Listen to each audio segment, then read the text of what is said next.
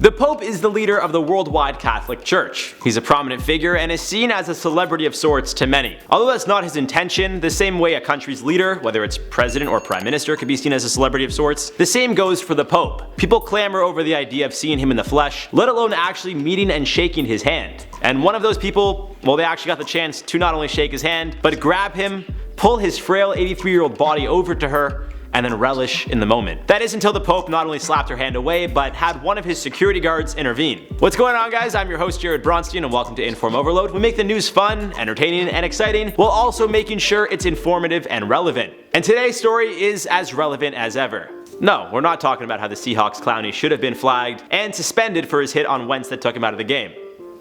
But we are talking about the Pope, and the news surrounding his assault, which I'd say was totally warranted and should be considered self-defense. So sit back, relax, and enjoy while I denounce everything wrong with our society. Friendly reminder, we got some bloopers at the end of this one, and make sure to subscribe to never miss a video. So Pope Francis was greeting worshippers who came to see him on New Year's Eve in St. Peter's Square. As Francis made his way down the aisle, waving and smiling at the men, women, and children who were in awe of his presence, a lady grabbed his hand.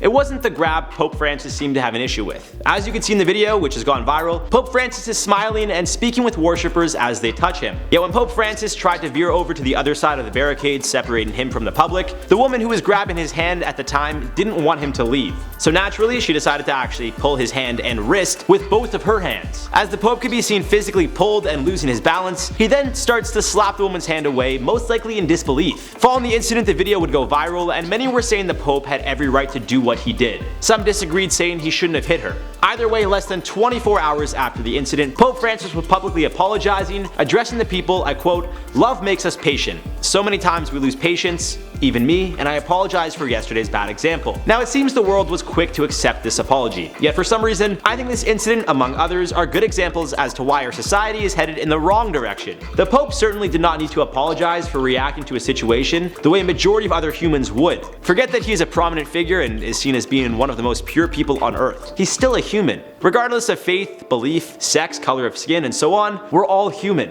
We have emotions, we have instincts, and we have natural reactions. So when you feel anything pulling on you in the opposite direction, your initial reaction will most likely be to either grab it or swat it away. And that's what the Pope did here. He didn't do anything wrong, simply just showed the world he's human. And although his apology was sincere, I'm sure, it's an issue because it's leading an example that figures we look up to, whether it be in entertainment, religion, politics, or really anything, need to act superior to that of everyone else. We're putting regular people on pedestals, just because they're well known. Now, like Peter's Uncle Ben said, make sure to cook the rice an extra 2 minutes. I'm kidding. With great power comes great responsibility. We all know Uncle Ben said that. I was referring to the other Uncle Ben that makes rice, for those of you guys that didn't get the joke. Being a prominent figure, whether it's religious, political, or for entertainment, comes with the notion that you need to always be patient with your fans, or in this case, worshippers. They look up to you, and they are usually the reason you are where you are. With that being said, they're usually also there because they're qualified for the job. At least, most of the time. They were appointed, voted in, casted, someone somewhere made the decision, and it's beyond just cuz. Anyways, I don't think the Pope did anything wrong, and I find it stupid that he had to apologize to appease the masses. But he still did, because I guess it's the right thing to do. But now I'd love to hear from you. What do you guys think about the situation? Was the Pope in the wrong? Should he have apologized? Let me know below. For now, we got some comments to reply to from the video, top 10 best celebrity clapbacks of all time. Taylor Palmer said, "Just watching this after the Seahawks beat the Eagles." Oh, so that means that you also watched the video after you saw Clowney lead with his helmet into Wentz's helmet, giving him concussion and taking him out toward the beginning of the game. It's good to know. It's also good to know that they didn't get a penalty for it. It's good to know he probably won't get suspended for it. And it's good to know that they're going to allow certain players to act certain ways against certain quarterbacks, whereas other quarterbacks, say Russell Wilson, who some reason got a flag thrown when he was hit, you know.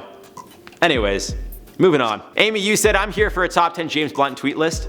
I'll do it, like 100%. If you guys want to see top 10 tweets from James Blunt, drop some comments down below. If we get like 100 of you guys asking for it, we'll do it, because I want to do it. Original Asherella said, "Number 7, Jared, I think she is insulting his voice, not looks." I got the two tweets confused, even though I was writing the script about it. Still my mistake. I was thinking about the other tweet when someone said, "Why does he look the way he does?" This girl said, "Why does he sing the way he does? It sounds like he's stepping on his willy." And James Blunt's like, "Damn, things always getting caught under my feet." It was great.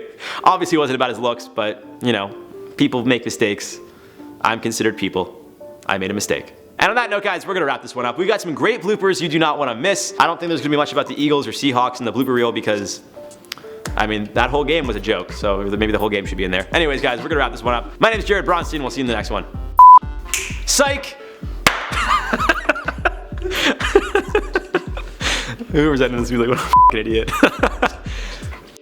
No, we're not talking about how the Seahawks clowny should have been flagged and suspended for his hit on Wentz that took him out of the game.